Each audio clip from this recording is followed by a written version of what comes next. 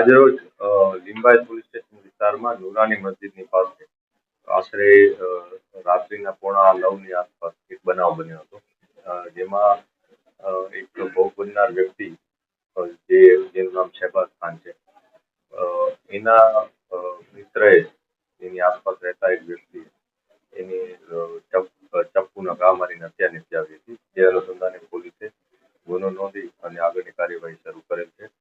આ સમગ્ર બનાવમાં અત્યારે પ્રાથમિક વિગત જે પોલીસને મળી છે એ મુજબ જે ભોગ બનનાર છે એને એના સાથે નજીકમાં રહેતા એક વ્યક્તિએ ચપ્પુના ઘા માર્યા છે.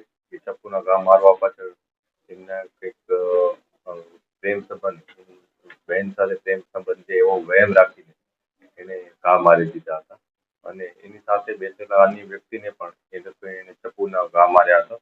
જે અનુસંધાને પોલીસે આ બધી બાબતો આવરી લઈ અને ગુનો નોંધ્યો છે.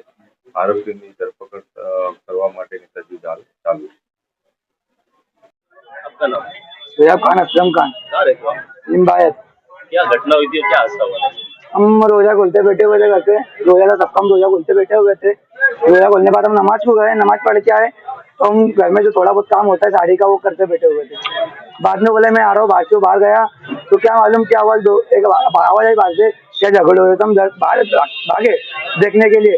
उससे में 2 लड़के मेरे भाई को मार रहे थे, वो लड़के और कोई नहीं, मेरे घर के सामने वाले समीर और अरमीन।